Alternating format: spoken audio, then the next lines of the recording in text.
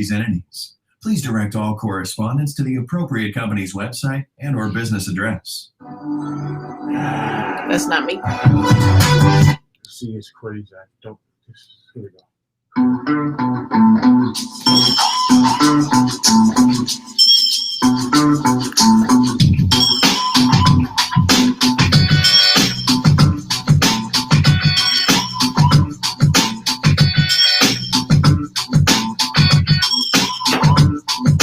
Welcome to the Parenting Connections radio broadcast with Dr. Tyra Hodge. Dr. Hodge is an author, speaker, the founder and president of Parenting Connections, whose mission is to strengthen families. She has been an educator for over 15 years, and Parenting Connections is a 501c3 nonprofit organization. Now, let's join Dr. Tyra Hodge for today's radio broadcast.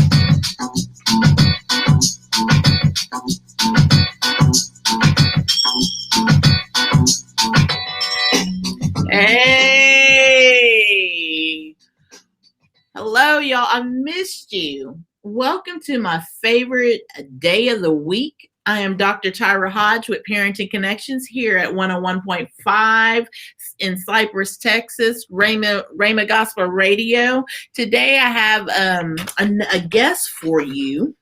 I have Dr. Bob Reccord. And Bob, you say it record or is it record? You know, you had it perfect, and I just owe you a lot because most people slaughter it. So thank you. You are perfect. Thank you. Well, hey, you just wrote a book, and you're talking about the wounds of the father. Tell us about your book. Well, I have spoken to over 300,000 men in the last 15 years. And the more I spoke to them, the more I saw and heard from them that so many of them were carrying wounds. And a lot of them went back to a dad, a stepdad, a father figure. And I started asking them questions. What caused them? Where'd they come from? What do you think led you to feel like this? I even gave out cards, Dr. Hodge, where they would actually respond and write down, here's the biggest wound that I feel from growing up with a dad, a stepdad, father figure. And it was remarkable. So as a result, I would ask them a major question pretty consistently. And whether the crowd was 100 or 10,000, how many of you grew up with a dad, a stepdad, or a father figure who regularly told you they loved you unconditionally, that they were proud of you for who you were, not just what you did or how you performed, and they really worked hard to be engaged in what was important to you? And I found it over and over and over again.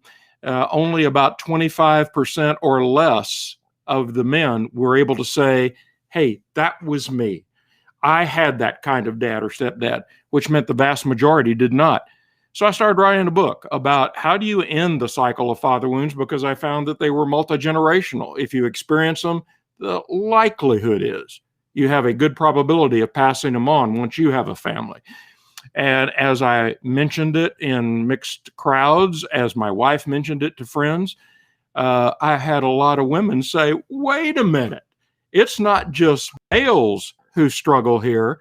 There's a lot of us as females who have those kind of wounds. So would you go back in what you're writing and include us as well? So I did. And that's how the book, Ending the Cycle of Father Wounds, came to be.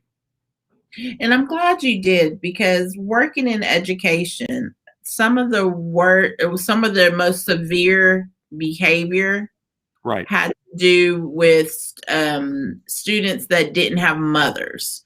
And Yes. so, and of course, we know the father thing has been going on since the 60s, or, since slavery, families, the Black family anyway, has been broken apart and everything. So you talked a little bit about the book. Did you really I want you to really hit on why you addressed the topic. Because I saw it causing dysfunction and significant struggles in the lives of present day adults. And what the reality was that many of them have never stepped into it to deal with it in their own lives. So as a result, the baggage just keeps getting carried forward, and it affects then their kids, now many with their grandkids, because when you have a wound, and it really is a wound, it doesn't just stay static. It affects everything around it. It has a tendency to spread. And the challenge is, as you know so well, Dr. Hodge, wounded people wound people. That's right. That's right. And so you define father wound. Uh-huh. Why is the book entitled "Ending the Cycle of Father's Wounds"? Yes. Well, it's because they are multi-generational so many times. You have an alcoholic father. You have a father who's not engaged emotionally, even when he's home. You have a dad who's working and gone all the time. And when he's home, he tends to not be home. Remember the song that Harry Chapin did, Cats in the Cradle? Yes. Yeah. I use that to teach poetry. Oh, man. When you read the lyrics to that, you realize that what Chapin was doing was writing from the perspective of a father who understood he created father wounds. And as much as he didn't want to, you remember his son would constantly say, when I grow up, I'm going to be a lot like you, Dad. Yeah, I'm going to be a lot like you. Got it. Like you. And Yeah. it's neat that you say this, and I can't wait for you to dig a little bit deeper. But I do a lot of work when it comes to domestic violence, and Mhm. so we talk about a cycle of violence and Right. how it spirals in this cycle. So I find it very interesting that you said ending. That part of the title is ending the cycle of violence, or ending the cycle of father wounds. Yes, ma'am. And so, why a cycle? Where did you get that from? What have you found in your research?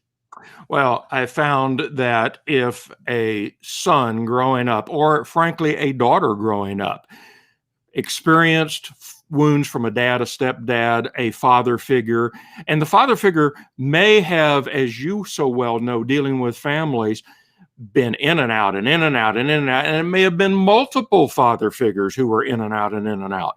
So when that happens, as they go into their adulthood, they fall in love, they get married, suddenly a family forms, and maybe even they hadn't paid attention, a lot of serious thought about, suddenly begins to rise when the pressures of relationships in families take place. And what has been suppressed or repressed over the years, not really dealt with, suddenly comes bubbling out. You, as well as I know, Dr. Hodge, that truism in life is when the pressure is on, whatever really is inside inevitably comes out. It's going to come out. It's going to come out. Out of the abundance of the heart, the mouth will speak. And you better hope that you have some good things in the heart. Yeah, exactly. Okay, so from the perspective of a national speaker to men in churches, and obviously, so you are a licensed Christian therapist, is that correct? No, I'm not a licensed Christian therapist. I've been a pastor. I've led major organizations and also a business executive. But I've been around a lot of men, and my wife and I do a lot of marriage seminars. So we've dealt straight up, and then with the challenges and the issues. And then my wife has done a lot of work with foster children and foster care and the dilemmas that are found there. And then in addition, on the book, there is a contributor who is Dr. Rick Fowler. He now teaches at the university. He's a licensed Christian counselor and has over 35,000 hours. So when you're talking about wounds of the father, what have you seen on because I mentioned the children without mothers, Right. But then I've also seen something, a kind of a spike when it came to step parents, of the behavior, a linkage of some step parents. Now some step, families are just wonderful. They've learned Yeah. to blend. And Sure. so, but some of the higher behavior, there was a second parent, there was a step parent. So that in my mind means a whole family, you know. Right. So where is that behavior coming from? Well, it means a whole family, as you and I both know, as long as if there's a step parent, that parent is emotionally engaged, that parent is affirming, that parent is loving, knows how to set boundaries. That's exactly right. That's a good and a whole family. It's when there is a step parent that comes in that you and I have seen multiple times where either the step parent tries to overstep their authority because they are a step parent and they don't grow into it. They just feel like they ought to be able to walk in and be equal. And that's not how it works, as we both know. Or they come in and they aren't engaged emotionally. They aren't really loving and affirming. They don't, I found by a great friend who was a phenomenal Christian psychiatrist, he taught me that every girl is born with a wiring in their life to want to be secure. And a lot of that security comes from a dad, if at all possible, who loves them, who supports them, who shows them how do you relate to a male? How should a husband be in your future? And that woman grows up once she's married, still needing to be secure in the relationship with her husband. Every boy, every male is born hardwired with a will I be adequate question. Will I measure up? And golly, Dr. Hodge, I'm in my 60s and I'm a male, and I still find myself facing new challenges or new issues. Am I going to be adequate to this? Am I going to be equal for this? And I'm in my 60s. Now, a lot of guys don't want to admit that publicly because they think somehow that's weak, but it's just a reality. Every woman wants the security and the stability of being loved for who she is and treasured for who she is. Every guy wants to be adequate. Absolutely. And I've heard it over and over and over again. I just want to feel like I'm enough, that I'm all they need. And I'm going to tell you an interesting story. I'm going to go off topic just for a minute and get back on topic, just to kind of show you. And so my mother, a wonderful woman, my dad died when I was little. And so my mom raised us by herself, put herself through college, finished, became a police officer, retired a police officer. And so out of nowhere, the end of the week, last week, I want to say like Thursday or Friday, she calls me. She knew my work day was ending. And so she gives me a call as I'm leaving the door. And she says, I'm just calling to let you know that I am going to be moving out of state, not visiting, but moving. Now, we're in Texas, and I'm pretty much 50 years old. I've known this woman for 50 years, and all of a sudden she decides that she's leaving the state with a 2-week notice. And then to top it off, it really is a 1-week notice because she changed her mind that she's going to leave in a week. And so, which would be this weekend. And so I found myself in a situation to where I was like almost heartbroken because of that security of having my mom. Now, we don't live that close. She lives an hour away, but I could still get to her if I need to, she's still there.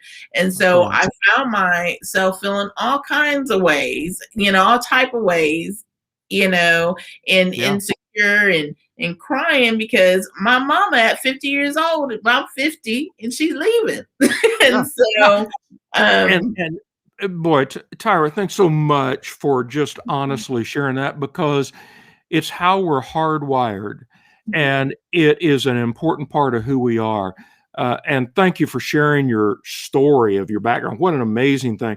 It might help the viewers also to know that one of the reasons I wrote the book, is that I was born to a young family who had already had 2 little boys just in stair-step fashion. I was the third. While my mom was carrying me, her health began to deteriorate. Some of her friends encouraged her to seriously consider not taking me to term. She did, and she believed that only God gave or took life. Now Yeah. that cost her a lot, because 11 months after I was born, she died. My dad Oh. was an alcoholic, and things went from bad to worse to really bad. And we got thrown from place to place and house to house, and nobody wanted us. By the time I would finally get adopted, uh, I found a new home, and there was a new option and hope for life. But so many people who might say, yeah, what a great story. Well, let me finish the rest of it. My adopted dad had been an illegitimate child, the result of a statutory rape of a 45-year-old man to a 15-year-old babysitter. When he was born, the businessman said, I don't want to have anything to do with it. I don't even acknowledge it. The 15-year-old girl didn't know what to do with him, so she gave him to her alcoholic mom and dad. He was raised, often forced to live in a barn, in a gang by the time he was 13, because when you don't have a family, you'll find family somewhere, as you and I know. Yeah. Right. So he found it in a gang, critically stabbed in a fight by the time he was 16. Now I'm adopted, and that's who my adopted dad is.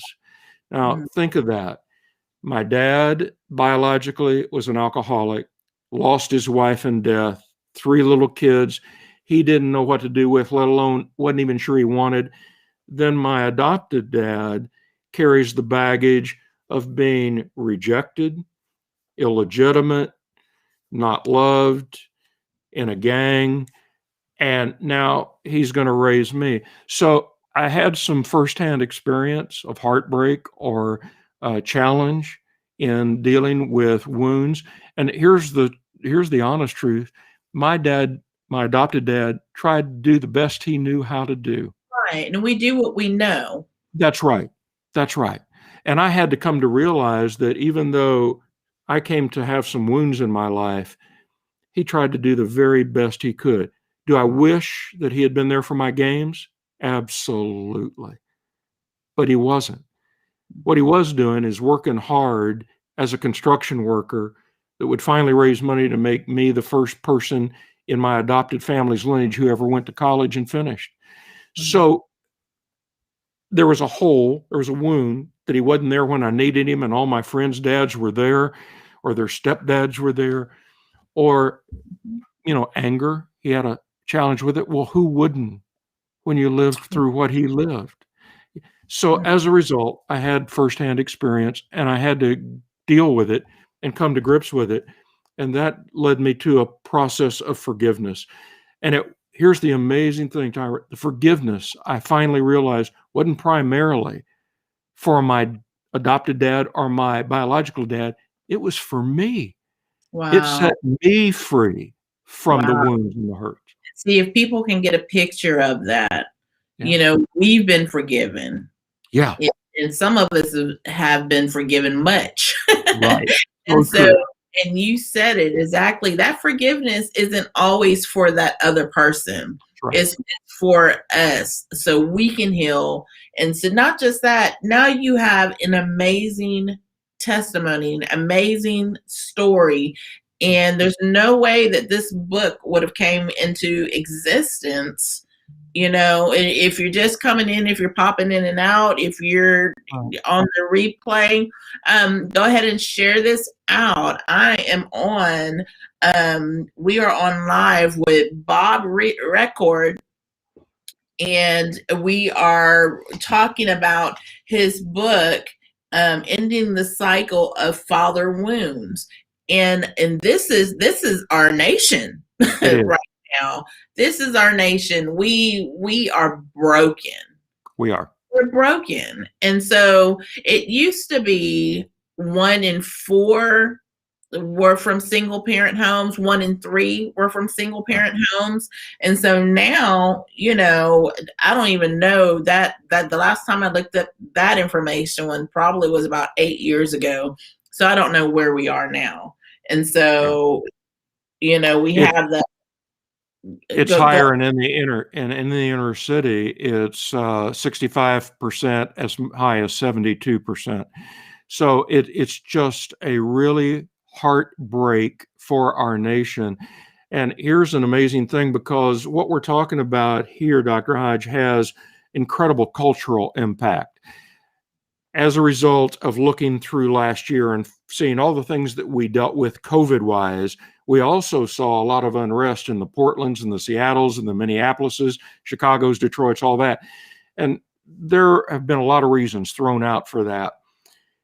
But Faith and Reason Institute did a major research, and they found that one of the key reasons that wasn't talked about much was the breakdown of the father presence and role in the home that led to a great struggle or absolute rejection of a heavenly father role in the life that was the result of what sociologists call the breakdown of a patria, or the intended context. The intended context was a family with a mom and a dad and children. That was the ideal.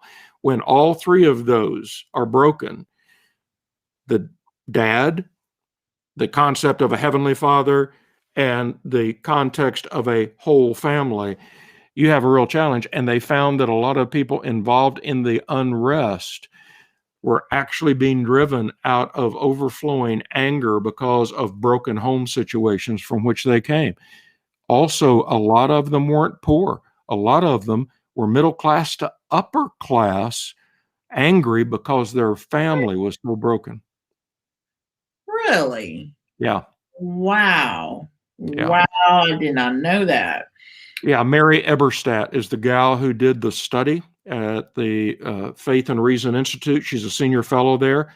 And it was a sobering but enlightening thing to read. So when this happens in the homes behind closed doors, it goes out and impacts culture, because whatever is done in private, as you and I both know, inevitably becomes public. It's only a matter of when. A matter of when. Do you say that the majority of people experience father wounds? I can tell you that the majority of men do. And I was just speaking to a group of leaders across the country on a phone conference this week, and they said, "We want to know a little bit about the book you're reading." And you've written, and I just started giving an overview of things that we're talking about. By the end of that 17, 18-minute overview, I had one of those leaders weeping, saying, "I haven't spoken to a son in 8 years. And I realize in this phone call what I've got to do." There was another one who began to weep and say, "I carried father wounds of my own into my family, and I haven't realized it until we've just been talking what I need to go and address." And that's some leaders. I've found, as I mentioned earlier, where the crowds were thousands or the crowds were 100 or less, about 70% of the men say, "I acknowledge that I'm carrying father wounds in my life from when I grew up." So I know it's somewhere around there by over 300,000 guys. Wow. And so how I don't want to jump ahead too much. So we have these people that are wounded, and we all do. I remember the first book I wrote was called A Wounded Daughter's Diary. Oh, wow. So it's actually a diary that I published. And so we've been hurt. So let's go from there. You know, we understand that. We understand that growing up, and this is a general, I'm just putting myself in the shoes of just the general people that are wounded, right? So we've been wounded, and we know that it wasn't right. Why in the heck are we wounding others? Because we haven't dealt with the wound ourselves. any of us who have had a wound somewhere in our body, it's crazy. It can be on the foot. It can be the backside of the leg. It can be a little finger.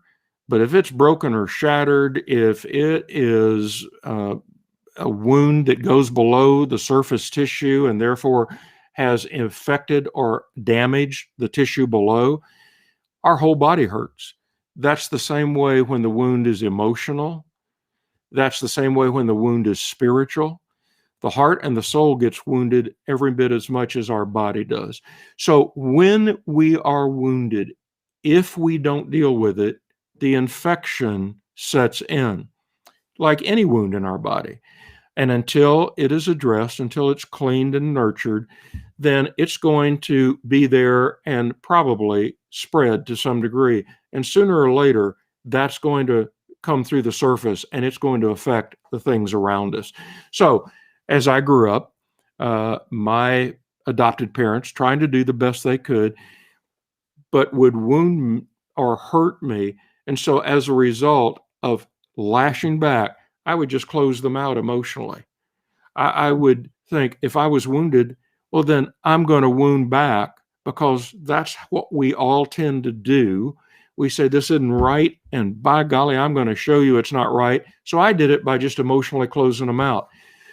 When I got married, think of what might have happened and did happen. Yeah, when my wife and I had a disagreement, guess what I did? You shut down. Did You you closed it off? You got it. blocked it out instead of Exactly. dealing with it and working it out. Right. And my dad had worked hard and gone all the time, all for good reasons, because he thought the way he showed love was by working hard and providing. If I work hard and provide for you, then you ought to know that I love you. And he worked until we lost him and didn't have him anymore. So I grow up, I get married, my wife and I have a disagreement. What do? You nailed it. I withdrew, I closed down. And what else did I do? Rather than do what we are often told, we mostly do what we see modeled, especially by those most important to us. So what did I do? I found myself doing exactly what my dad did. Work, go, be gone. And so a time came when I was very successful and doing a lot of good things, and my job took me traveling a lot of time. We had a 4-year-old and a 1-year-old. I came home from a 2.5-week trip, very successful trip, lots of great things happened, and my wife was standing in the foyer of our home holding our new little boy, and our 4-year-old daughter was standing by her leg. You can picture it in your mind. I set down my suitcase and I said, I can't wait to tell you how exciting this trip was, how many things were accomplished, and this, that, and the other. And she just stood there. And I said, man, I mean, you can't imagine the things that occurred, and I'm going to tell you almost all of them. And she just stood there. You know what, Tyra, we men do when we know we're in a hole? We dig deeper and faster. So that's exactly what I did. And finally, I was so into it. I said, listen, in most of the meetings I was in, they were telling me that what we're doing in this organization is setting the world on fire in the area that we're focused in. My wife looked at me, and that's when I saw the tear running down her cheek. And she said, good. I'm glad that you are setting the world on fire out there, because with you gone all the time, all you're leaving back here is a pile of ashes. Wow. And if something doesn't change, I don't know what the future holds. I felt like I had been hit by a 2x4. I felt like, because I was working, I was faithful, I was trying to provide, and I was doing exactly what I had seen modeled. Even though I swore, because of the wounds, I won't do that, I was. And I had to make some change of course in my life. And I can tell you now, thankfully, we've been married 48 years. Yay. I can tell you it's been a great, great trip. But it could have been lost so easy, so fast, because of wounds I had that I hadn't dealt with or faced. And so there's no perfect. We know that. No. And so we're waiting for perfect to come. He hasn't come to get us yet, but one day he will. So He will. But based on that, based on your experience, what would you say are the key roles and qualities a child needs in a father? Because we're question. It up. We have, if you listen to these smart people with degrees and everything, they'll tell you that men shouldn't be too masculine. And personally, I need my husband, I need my man to be masculine. So my husband, just need to be with the way he is. And so, but what qualities do we need to start changing things for somebody that wants to be a good father? Yeah. Oh, that's a great question. There are basically 4 things that a child growing up needs in the character of the dad, in how they come across. And some would try to say what a child needs in a dad is from ages 1 to 3, this, and then from ages 4 to 7, this, and then from ages 8 to 10, that. How many of us find life that segmented and perfectly cut into sections? It doesn't happen that way. Right. So here are the key issues that I've found that men and girls need as they're growing up. Number 1, dad needs to be a provider and a protector. He does need to provide. And they need to know that he will protect them and care for them, and they're secure, they're adequate to him and for him. They need that when they're young, especially in the area of provider and protector. That will diminish as they grow up and grow able to handle things more and more themselves, as mom and dad teach them the skills and the social abilities to become increasingly mature young adults. But they really, especially early on, need provider and protector. But they don't need that to stop at age 4 or 5 or 7 or whatever. They're also going to need a dad who's a nurturer. Now, that's sometimes a toughie for men to think about, because look at the action heroes we've got. They're the tough, and they are masculine, but they're also loners. They can do anything by themselves. They don't need anybody. They can get out of anything by themselves. But kids need a dad or stepdad or a father figure who's going to nurture them, say, I love you, I'm proud of you, have that's appropriate. Boys especially as they grow up, 7 and beyond, they love the hug shoulder to shoulder. That's a male thing. Female loves dad to hug and with arms around and hold tight. And I don't care whether the girl is 4 or 3 or 40, they still want dad to do that, don't they? Yes. And dad needs to, for son, even if son's 40. I was just with my 41-year-old son a week ago in Virginia. I made every effort I could every time I had the chance to put my arm around and say, do you know how proud I am of you? Mm-hmm. Do you know what it is for me to watch you be a dad? To watch you do what you're doing and do it so well? Because even though he's 41, he still needs to hear dad say that. He needs to be a boundary maker and enforcer. Boundary maker meaning all of us in life need boundaries. God put them in place for Adam and Eve. He puts them in place for us from beginning to end of the scripture. And in relations, we need boundaries. And there needs to be, here are the boundaries in which you need to operate as you grow up. If you stay within those boundaries, things are going to be great. But if you do cross those boundaries, there will be consequences. Yes. We've seen lately to where there aren't any consequences, and boundaries in our country they've been removed, or they were removed, and it was anything goes. Yes. And so, as people, or as Christians, I mean, imagine not having that. That keeps us in line, and I'm glad it does, because Because I always have to think, okay, this thing that I'm doing, is this going to go against or pleasing the Lord?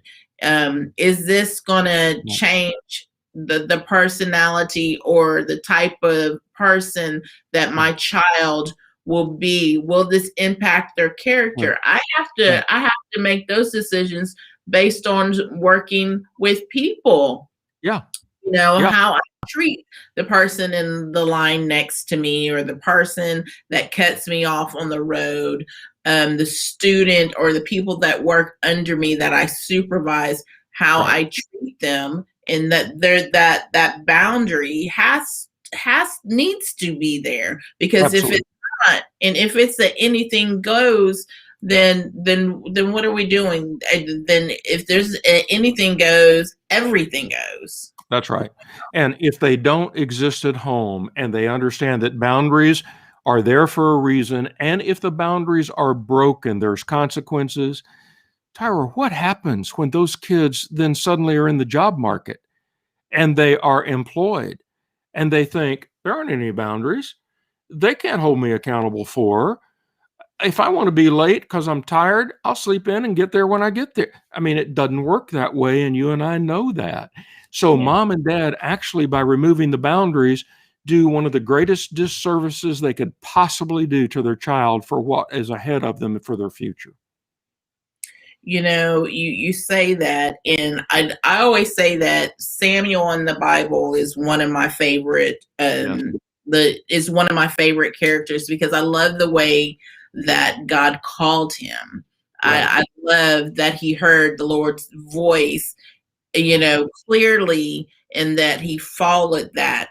But I Yeah, say that now, with that, his parenting skills were flawed, they were. because there weren't boundaries. And I like to think it was because he was so engrossed into doing the Lord's work out Right. there working, doing a good job at that, being a hero. And so I've had to watch it with myself, because, I'm for years, I've been in the community, whether it was doing single parent, um, support groups, Hmm. whether, helping the church, whether teaching parenting classes, to where, if you're not careful, your children can take a, second seat. And True. so we saw there, even before Samuel came on, you had Eli, and Yeah. his kids were doing all kinds of crazy things. That's exactly right. And he never held them accountable. And it finally cost his sons their life. And you Yes. remember when he heard what had happened, because they broke the boundaries consistently and there wasn't ever any accountability or consequences. In a broken heart, he fell, broke his neck, and he died. So when there aren't boundaries, the ramifications, you're so on target and so right, are just devastating. I mentioned provider protector, I mentioned nurture, I mentioned the boundary maker, but he also needs to be a coach, Mm. especially more and more as they become in the teen years. When you're young, uh, discipline is much more directive. As they age, it becomes more in a coaching term when it's healthy. And that doesn't mean you don't.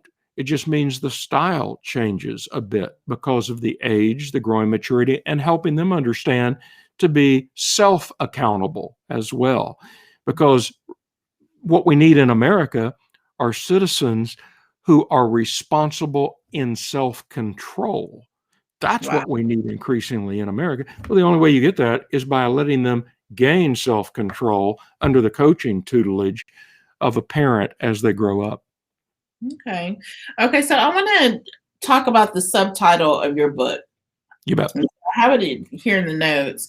Part of it is preventing infections Right. caused by relational wounds, and Hmm. I feel like that's it's powerful.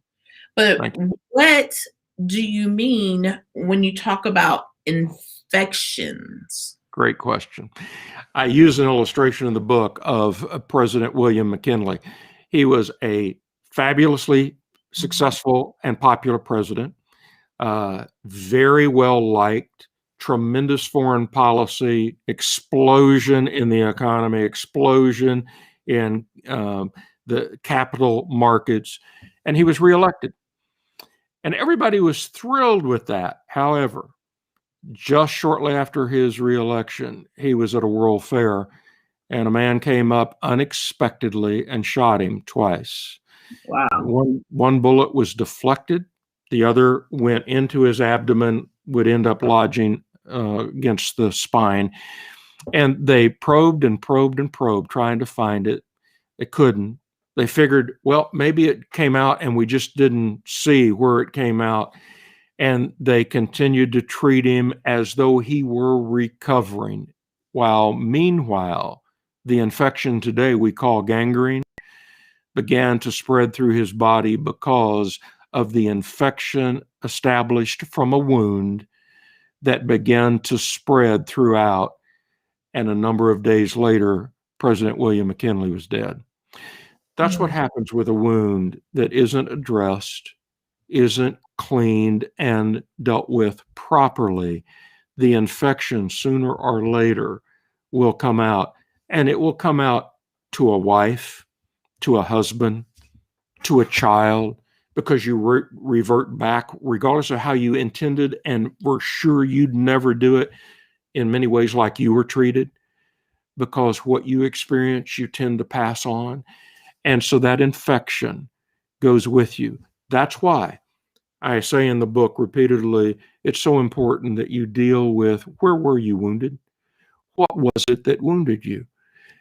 How do you then forgive that? And that doesn't have anything to do with whether dad deserved it or whether dad repented of it.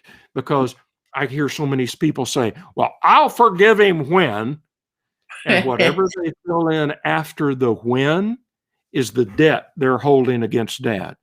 Right. Biblical forgiveness is forgiving the debt that was either intentionally or unintentionally made. So when I hold on and say, well, I won't forgive him until he does this, whatever this is what I'm holding over his head. And that is the contingency that will trip or not trip the forgiveness. That's not biblical. Biblical forgiveness says, I'm willing to cancel the debt I'm holding, whether it was legitimate or perceived, because there's legitimate wounds that are caused by intentional verbal abuse, intentional sexual abuse, and that breaks our hearts, and you and I have both seen it, and it is absolutely grievous and egregious when it happens. But there's a whole lot of unintentional wounds too, and those can cause deep wounds. So whether it is intentional or unintentional, I cancel the debt of the wound that I'm holding, and in my mind and heart, I restore the worth to the dad or the stepdad or the father figure. And some people will say to me, well, what do you mean worth? He was a jerk, or he was an alcoholic, or he never told me he loved me, or you fill in the blank. And they say, so what do I have to be thankful about? And I just stop and say, well, let's go to your biological dad. Would you be here if your biological dad hadn't made it possible for you to become a baby? No? Well, then have you ever stopped about just being thankful that your biological dad, along with your biological mom, gave you life? So when you say you have nothing to be thankful for and there's no worth in him at all, you just named one. But what about those people that say, well, I didn't ask to be here? You know, what do you say to that? Yeah. Well, I don't have a great answer for that. I found that, there was a time in my life when I wish I had a cute little comeback to it. But I find cute little comebacks are pretty empty in those kind of situations. And so I usually respond more like saying, well, you know what? The scripture says, and that's God's owner's manual for your life, that he knows the plans he has for you. And those plans are meant to prosper you, never to harm you, and to give you a hope and an amazing future. Yes. So I hope, no matter what, you're meant to be here. that's exactly right. But I hope you find a reason. Yeah. Meant to be here. Yeah. Okay, so where there's a relational wound between father, son, or even daughter, whose responsibility is it to seek the restoration and the healing? That's a great question. Whose ever mind it comes to, that's who. So Okay. when it came to my mind, the worst thing in the world I could have done is said, I'll wait till he approaches me. The moment God put it in my mind or heart is the moment I became responsible as to what I would do with it and for it. And, you know, in the Gospel of Matthew, at the end of the Sermon on the Mount, Jesus said, let me tell you how to pray when you pray. And he gave us a model. As you and I both know, it's often called the Lord's Prayer. I think you and I would both say it's more the disciples' prayer because it's how we, followers of him, should model our prayers. Think of what he said. Our Father who art in heaven, hallowed be thy name. Thy kingdom come, thy will be done on earth as it is in heaven. Give us this day our daily bread and forgive us our debts. It says in the King James, as we forgive our debtors. Remember what I said? It's canceling the debt that we feel somebody owes us. In the newer versions, it says, and forgive us our trespasses as we forgive those who trespass against us, or forgive us our sins as we forgive those who sin against us. And think about what that says. It says, Heavenly Father, what I'm really asking you to do is in my life, forgive me in exactly the same manner as I'm willing to forgive others who have hurt me. That is a great model for me, that when it comes to my mind that I have a wound with a dad or a mom, and it has been put in my conscience that it exists, then the question becomes, what am I going to try to do to restore it, to repair it? And I'm responsible. So what would be the baseline? You know, if we wanted to, if we wanted healing to happen, and if it's going to even be possible, what would be the baseline for that? The baseline meaning, what action do I take then? Yes. Okay. In the book, I lay out a process of forgiveness, and I lay out what forgiveness is biblically and what forgiveness isn't biblically. Can you and tell therefore, how do you? I'm sorry to cut you off, but No. I would like to know what forgiveness is and actually what, you know, what it isn't. Yeah. Oh, that's great. First of all, biblically, forgiveness is not toleration. There are a lot of people who feel, if I tolerate the person who hurt me, in this case, we're talking about fathers, stepdads, father figures, then I've effectively forgiven them. Nowhere in the scripture does it say, if I tolerate somebody, that is anywhere close to forgiveness and letting go of the hurt and the burden and the infection that is in my life because of the emotional and spiritual wound. It is also not repression. Well, they hurt me, but I'm just going to repress it. I'm going to suppress the feelings that I've got. Well, Tyra, isn't a volcano suppressed pressure? And isn't there boiling heat down below? And what inevitably happens with a volcano? Right. It blows. Right. It blows. It's not toleration. It's not repression or suppression, but it's also not minimization. And here's what I hear a lot of people say. Well, they hurt me, but I still go to see them. I still call them. And I do what I have to do. Well, minimization is those people who say, it's not really that big of a deal. Well, then here's my question. If it's not that big a deal, why does your sphincter muscle tighten every time you go around them or have to deal with them? And you can see it in the countenance. So none of that so many people claim that shows I've forgiven is biblical forgiveness. Biblical forgiveness is canceling the debt that I feel is owed me by either intentional or unintentional wounds, and in my heart restoring the worth of the person and ceasing to withhold the possibility of a restored relationship. That's biblical forgiveness. So the forgiveness part has to do with like a restored relationship as well? Well, it may be or it may not be. I can't determine what the other person will do.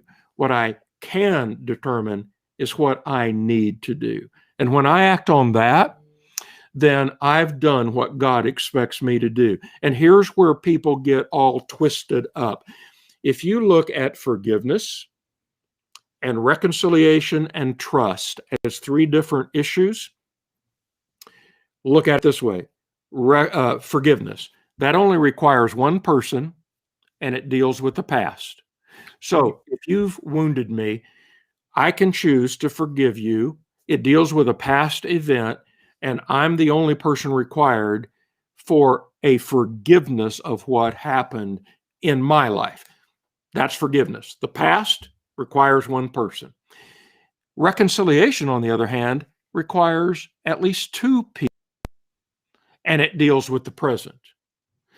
In that case, I may be willing to reconcile, but the other party may not be. I can't control that. As long as I do my part, I've done everything I could and should do toward reconciliation. But let's say they are willing, and we suddenly find ourselves wanting to be reconciled. Then there's a whole third issue, and that's trust. So I've had some people ask me, Tyra, this question. Okay, let's suppose I forgive. And let's suppose, having forgiven, the person's even willing to reconcile. Now, my question is this. Do I have to go on a vacation with these people? In some cases, it probably wouldn't be safe. Right, because that's the trust part. And forgiveness is the past. It requires one person. Reconciliation is the present. It requires at least two. But trust, that requires one thing above all else. It deals with the future, and it requires time. Trust that has been broken through a wound doesn't just get fully repaired and restored by suddenly deciding we ought to reconcile. That's going to take time. So what if someone, you have someone that says, honor your father and your mother, and they don't feel like, because we hear the stories are coming out about abuse, a good friend, Mandy Dore, in her book, she wrote about how, her father abused her sexually. And so, and the Bible says to honor your father and your mother, that, you might, so that you'll have long life. And in the New Testament, it talks about this is the first commandment with a promise attached to it. Right. So what do you say to that? Right. To honor a father is not because necessarily the father deserved it. It is a choice made that person was the biological or adopted or step person in my life, and I choose to honor the fact that they were in that role. That does not mean in any way, shape, or form that I am okay with what they did, like in her case, or what they did not do. But in the fact that they were in the role and position, I will honor the fact that they were there. It doesn't mean that I treat capriciously, flippantly deal with it, or act like it never happened. The wounds that were there, those have to be dealt with separately. But I can choose to honor the fact that the person filled a position, a role of father, stepfather, or father figure. And that's what God expects me to do. What he doesn't expect me to do is devolve into a hate, bitterness, angry position. Because here's the challenge with that. For people who don't deal with the wounds that are intentional, be they verbal or physical like hers were, it's like me drinking poison and hoping the other person dies. Okay. And on that, Bob Reccord, thank you so much for your time. Thank you for coming in today. Y'all, there is a link to his book. Get his book. I will see you next Tuesday. And thank you so much for being on the show. And so y'all get this book, and I will see you next Tuesday. If not me, you'll see Nicole. I'll see you. Thank you very much.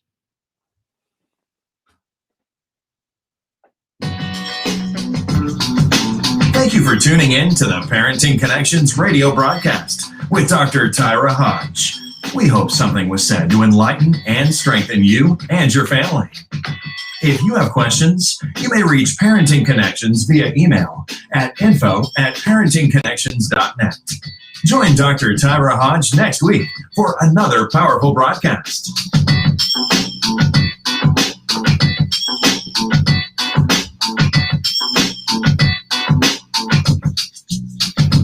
You're listening to Rhema Gospel Radio, bringing the gospel